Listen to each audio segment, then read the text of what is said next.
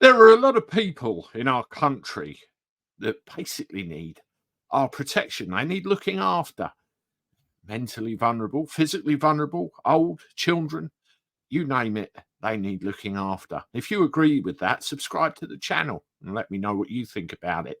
One sector of our society that gets neglected again and again and again, I don't know whether it's political or poor management or what it is our armed forces veterans. Now, I'm talking Army, I'm talking Navy, I'm talking Air Force. They join up to serve their country, to serve the people in their country, and it's a calling almost. I tried to answer that calling myself when I was 16 years of age, but they wouldn't let me be a pilot. But that's another story for another time, definitely. Well, over the recent history, and more very much so in the last probably 20 or 30 years, there has been an awful lot of nasty things happening around the world in certain countries, namely Afghanistan and Iraq and, other places of that nature. And our armed forces, primarily our army, our air forces, have gone over to these places and have been expected to do things and see things that the likes of you and I on Civvy Street never would. If they're lucky, they'll come home in one piece, but with mental scars. They call it PTSD these days. Years ago, it used to be called shell shock. Or if they're unlucky, they will come home with bits missing off them or in a body bag. I'm sorry to be graphic, but that is the blunt crux of it. The reality of combat in this world that happens. Not that I have ever experienced it, and by God, I hope I never do, seeing some of the images I've seen. Now, when these soldiers come home with their injuries, with their life-changing situation, they have to cope. It can break marriages. I've heard that.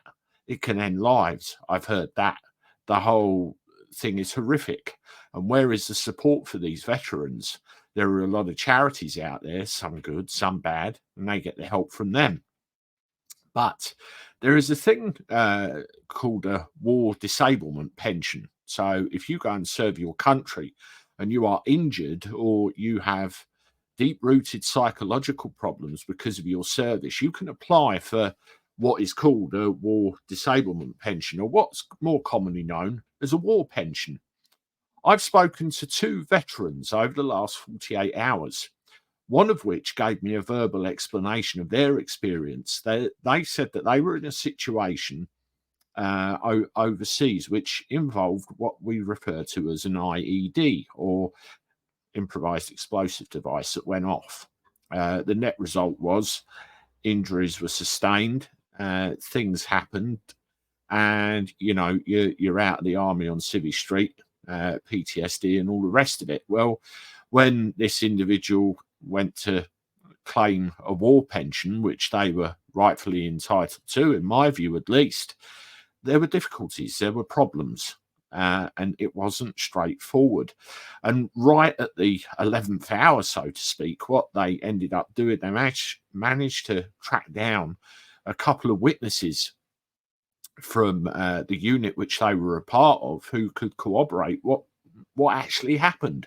And it was only at that point they said, okay, right, we can see it happened, you are entitled. But it was a fight, and many would have given up. Now, I had another one, and I'll bring you this. This is what somebody sent to me. They look at your injuries from service and decline your claim straight away. It then takes 2 years to get to a tribunal, and then the judge can award your injuries for then Veterans UK to award you 0%.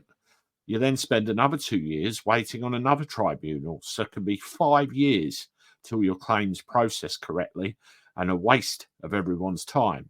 It's done deliberately to make the veteran sick at the time and process, then he or she walks away. And I bet the consequences can be worse than that in some cases. They do this with, disabled people in this country as well, physically and mentally infirm too. It's absolutely disgusting. Absolutely disgusting. You think of the sacrifice that these people are expected to make, come home with life-changing difficulties, and this is what they're met with in return. Now, I've done a little bit of digging and I've done a little bit of homework, and there's a couple of people that are actually going to come on the channel. They will remain anonymous at their request, because some of them have got claims going through at the moment. They don't want to, make things difficult for themselves, but they are willing to talk. I'll keep you advised on that and schedule it as and when it happens. But that is the crux of it. If you are a veteran and you've got something to say about this or any light to shed on it, by all means, get in touch and let's start exposing this, because it isn't exposed. It's not known about. And I think and I believe more people should. Anyway, thanks for listening, folks.